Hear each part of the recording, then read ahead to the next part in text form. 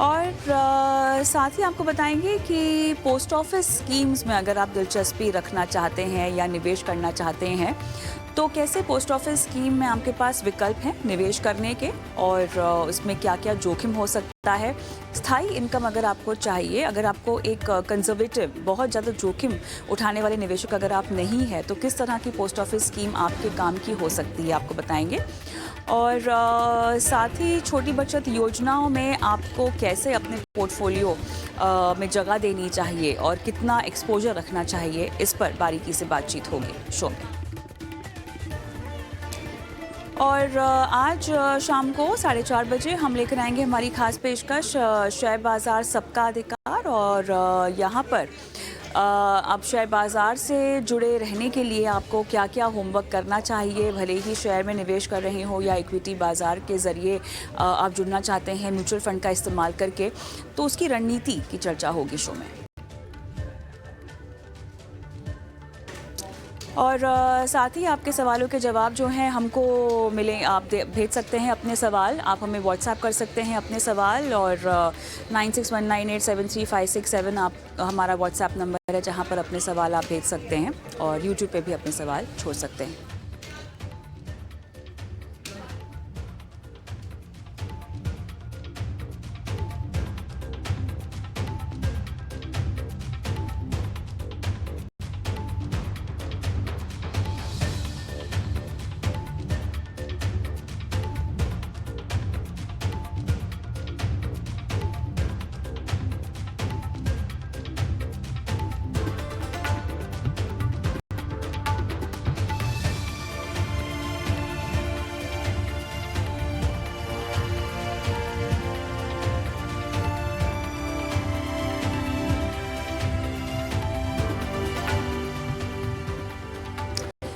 चलिए तो शो की शुरुआत करते हैं। और जैसे कि आपको कहा था कि सिस्टमैटिक ट्रांसफ़र प्लान पे हम बातचीत करेंगे। और SIP, STP, SWP जैसे जो टर्म्स हैं वो बहुत ज़्यादा मशहूर हो गए हैं, बहुत लोग सोशल मीडिया पर भी इन टर्म्स को ढूंढते हैं और उसी के मुताबिक अपनी निवेश की रणनीति भी बनाते हैं। लेकिन कैसे ये तमाम जानकारी आपके काम की आ सकती है, कब इसका इस्तेमाल करना होता है, ये समझना बहुत ज़रूरी है।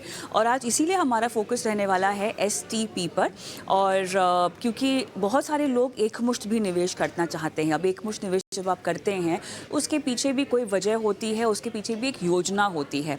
उसी योजना को आज हम समझते हैं। वरुण फतेहपुरी, फाउंडर CEO दौलत वेल्थ मैनेजमेंट, मेरे साथ जुड़ गए हैं। वरुण, आपका बहुत बहुत स्वागत है हमारी इस खास पेशकश में। और वरुण, सुनने में तो बहुत आसान लगता है सिस्टमैटिक ट्रांसफ़र प्लान, बहुत सारे एक्सपर्ट्स इसको रेकमेंड भी करते हैं शो पर। लेकिन हर STP को रेकमेंड करने के लिए बहुत ज़रूरी है कि आप एक स्ट्रैटेजी बनाएं। हर किसी के लिए वो सेम स्ट्रैटेजी नहीं हो सकती है। लेकिन साथ ही जब भी हम STP की बात करते हैं तो हम लमसम इन्वेस्टमेंट की बात करते हैं। और अक्सर जब भी आप इन्वेस्टमेंट का एक नज़रिया रखते हैं वरुण, तो एक आम बात जो आपको समझाई जाती है या कही जाती है कि बाज़ार के हर इंटरवल में आपको पार्टिसिपेट करना चाहिए और इसलिए अपने इन्वेस्टमेंट्स में आपको डिसिप्लिन रखना चाहिए। अब अगर आपके पास एक फ़ंड है, मान लीजिए आपके पास कुछ पैसे हैं, उसमें से कुछ चंक निकाल के आप बाज़ार में डालना चाहते हैं और वो आप STP के ज़रिए करना चाहते हैं, तो कैसे डिसाइड करें कि आप इस समय इस चंक को बाज़ार में डाल सकते हैं या इतने पैसे को, इतनी रकम को आप बाज़ार में डाल सकते हैं। क्योंकि अगर आप SIP कर रहे हैं, SIP भले आप हर महीने कर रहे हो, तिमाही कर रहे हो, छमाही कर रहे हो, आपको पता है कि इस तारीख को हमारे पैसे बाज़ार में जाने हैं। लेकिन STP में ऐसा है या नहीं है? आप अपने चुनाव कर सकते हैं दिनों के, क्या बाज़ार की चाल के मुताबिक आपको STP करनी चाहिए और बाज़ार की चाल के मुताबिक, मतलब बाज़ार जिस दिन गिरे उस दिन ही आपको डालने चाहिए पैसे? STP को प्ले आउट कैसे करें स्ट्रैटेजी के तहत वरुण?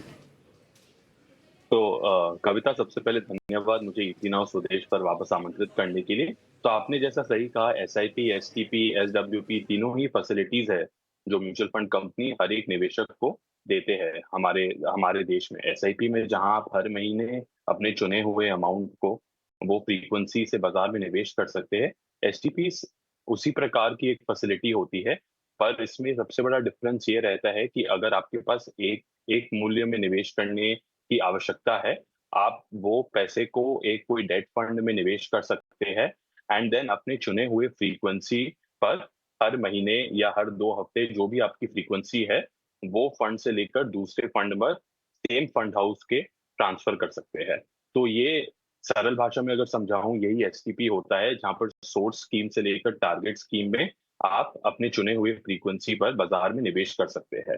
आपने जैसा सही कहा, कई बार ये देखा जाता है कि एसआईपी तो हर एक निवेशक हर महीने करते ही है, बट कई बार ऐसा होता है कि उन्हें उनके पास एक बड़ा मूल्य आ गया है जो उन्हें जल्द से जल्द बाजार में निवेश करना है, परंतु बाजार अगर महंगा है तो हम अक्सर एडवाइस नहीं करते हैं कि आप एक साथ पूरे पैसे अपने इक्विटी स्कीम्स में डालें। तो उस वो स्ट्रैटेजी के लिए बेसिकली आपका एसटीपी बहुत काम आता है कि आप अपने मूल्य को कोई डेट स्कीम में पार्क कर दीजिए, जहां पर आप 7 साढ़े 7% रिटर्न कमा पाएंगे, जो कि काफी अधिक है आपके सेविंग्स बैंक अकाउंट से। और आपको जब लगे ठीक, आप उस फ्रीक्वेंसी को सेट कर कर अगले नेक्स्ट 6 महीने या 12 महीने में वो डेट फंड से लेकर अपने चुने हुए इक्विटी स्कीम्स पर सेम फंड हाउस को ट्रांसफर कर सकते हैं। तो ये होता है एसटीपी आपका। वरुण, लेकिन जब हम एसटीपी की बात करते हैं तो कितने सारे एसेट क्लासेस में आप एसटीपी कर सकते हैं? क्या केवल म्यूचुअल फंड में ही आप एसटीपी कर सकते हैं, मतलब चरणबद्ध तरीके से निवेश कर सकते हैं? और दूसरा मेरा सवाल ये भी है कि जब आप एसटीपी कर रहे हो तो मान लीजिए अगर आप म्यूचुअल फंड के जरिए ही कर रहे हैं तो एक से ज़्यादा स्कीम्स में क्या हम एसटीपी का मैंडेट दे सकते हैं? और अगर ऐसा है तो क्या उतने सारे एएमसीज में हमें अपना हमारा डेट फंड, और मान लीजिए अगर कोई लिक्विड फंड ही खोल रहा हो जहाँ पे सारे पैसे वो पार्किंग कर रहे हो, तो उतने सारे लिक्विड फंड्स भी आपको खोलने पड़ेंगे? क्योंकि ये एक ऑपरेशनल प्रोसेस है जो लोगों को समझाना बहुत ज़रूरी है। क्योंकि मान लीजिए किसी के पास अगर 10 लाख रुपए हो और अगर उन्हें 5 फंड्स किसी ने रेकमेंड कर दिए हैं एसटीपी के ज़रिए निवेश करना है, तो वो 5 अलग अलग एएमसी के फंड्स होंगे। तो ऑपरेशनल प्रोसेस क्या होगा, कितना जटिल होगा, कितना कंफ्यूजिंग होगा, इसको स्ट्रीमलाइन कैसे किया जा सकता है? आपने जैसे कहा कविता, पहला प्रश्न अगर मैं आपका पकड़ूं, तो इसमें कोई रिस्ट्रिक्शन नहीं है कि आप कौन से स्कीम्स में एसटीपी कर सकते हैं। जैसे मैंने पहला आपको स्ट्रैटेजी समझाया है, जहाँ की इन्वेस्टर्स और निवेशक पहले डेट स्कीम्स में रुपए डालते हैं एंड देन हर महीने डेट स्कीम्स और इक्विटी स्कीम्स में रुपए निकाल सकते हैं। उसका ऑपोजिट भी निवेशक कर सकते हैं। देखिए कि जैसे अगर आप अपने रिटायरमेंट या कोई गोल के लिए सेव कर रहे हैं और गोल के अंतिम दिनों में, ये साल 2 साल आपके गोल का पड़ा है, आप चाहते हैं कि आपने अभी तक जो भी पैसे आपने निवेश किए वो एटलीस्ट वो प्रोटेक्टेड रहना चाहिए, राइट? तो उस प्रकार से आप इक्विटी स्कीम से लेकर भी debt scheme, fixed income schemes या हाइब्रिड स्कीम्स में पैसे आप एसटीपी के जरिए डाल सकते हैं, कि आप ऐसा ना हो कि आप एक बार में अपने पूरा पैसा इक्विटी स्कीम से निकाल कर डेट स्कीम में डाल दिए, जहां पर आपका निवेश प्रोटेक्टेड रहेगा। हो सकता है कि साल 2 साल में इक्विटी बाजार भी अच्छा करे, तो ऐसा नहीं है कि आप कोई गिरते हुए बाजार में आप एसटीपी कर रहे हैं।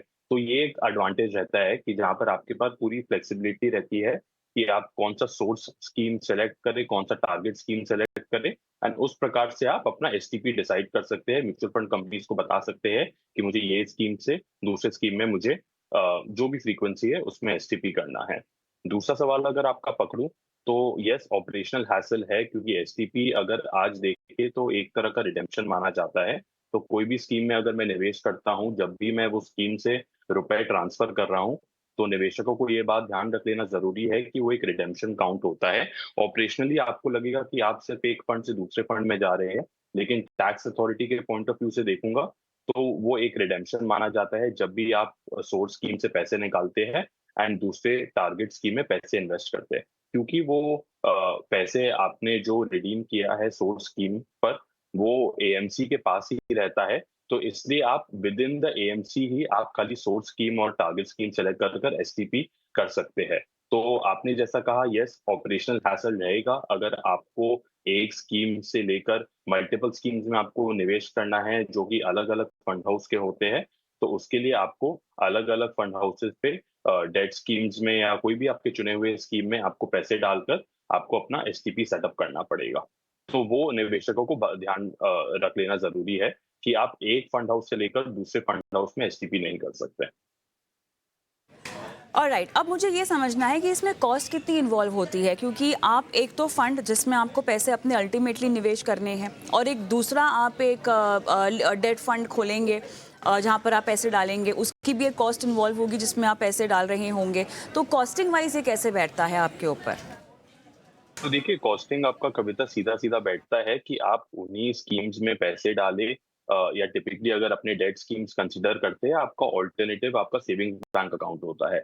जहाँ की आपका सेविंग्स बैंक अकाउंट आपको आज के दिन में 3.5 या 4% रिटर्न दे रहा है। अगर आप वही डेट स्कीम, कोई भी लिक्विड स्कीम या ultra short term debt fund या आर्बिट्राज फंड्स में रुपए या निवेश करते हैं, तो उसमें करीबन आपको 7, साढ़े 7, 8% बैठ जाता है, राइट? सो कॉस्ट वाइज अगर मैं देखूं तो ओनली कॉस्ट जो आपका इन्वॉल्व रहता है वो आपका टैक्सेशन रहता है।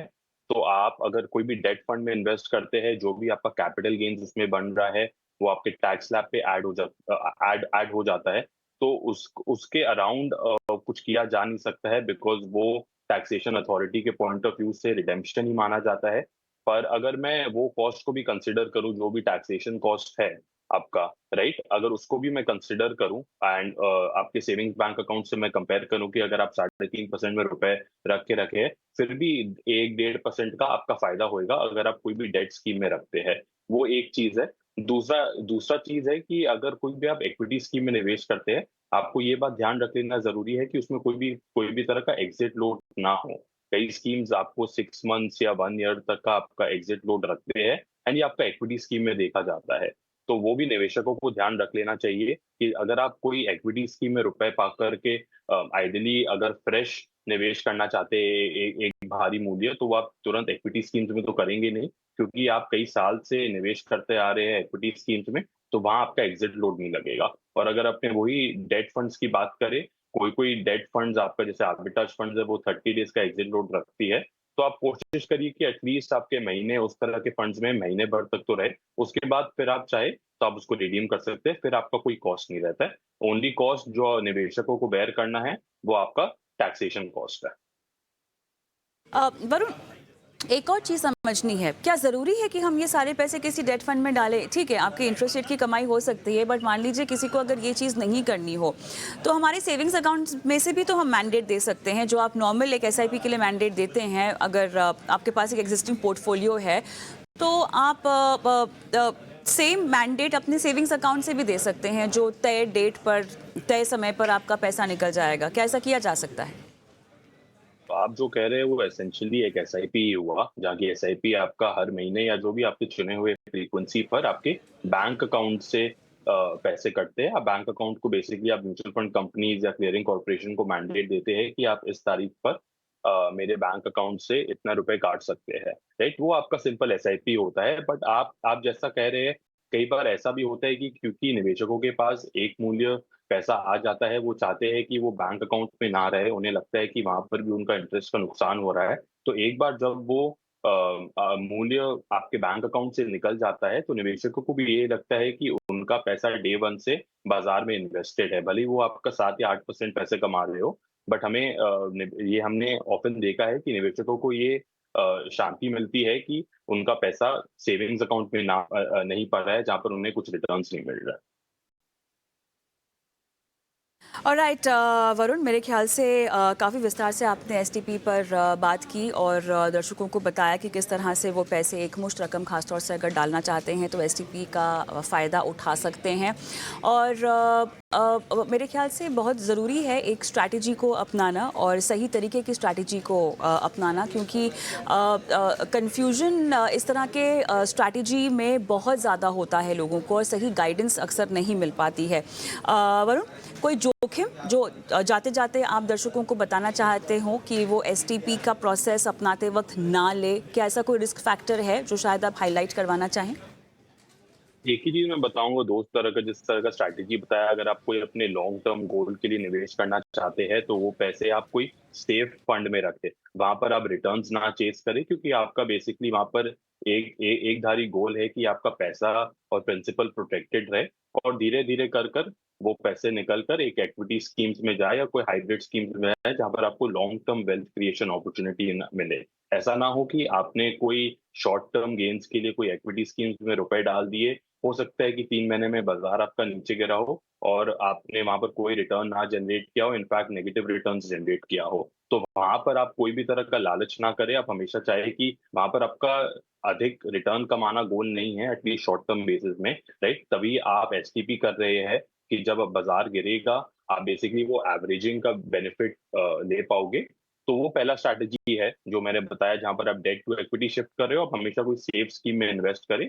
और सेकंड है कि अगर आप इक्विटी टू डेट शिफ्ट करना चाहते हो जब आपका गोल रीच होने वाला है, तो वहां भी अननेसेसरी आप एक्स्ट्रा रिटर्न की मांग ना करें। आप धीरे धीरे कर कर इक्विटी टू डेट शिफ्ट करें। वो हो सकता है 6 महीने, 12 महीने, 18 महीने में, ताकि आपने अभी तक जो भी निवेश किया है आपका मूल्य प्रोटेक्टेड रहता है। और वहां पर ऐसा नहीं होता है कि अगर मंदी का बाजार आ जाए या ऐसा कोई कोविड आ जाए तो आपके इन्वेस्ट किए हुए पैसे नेगेटिव रिटर्न्स दें। तो ये बेसिकली सलाह दूंगा मैं इन्वेस्टर्स को कि दोनों स्ट्रैटेजी को अगर आप परस्यू करेंगे अक्यूमुलेशन फेज में, अपने वेल्थ क्रिएशन के, या कंसोलिडेशन फेज में, तो आपके रिटर्न्स इसमें ठीक बैठ जाएंगे।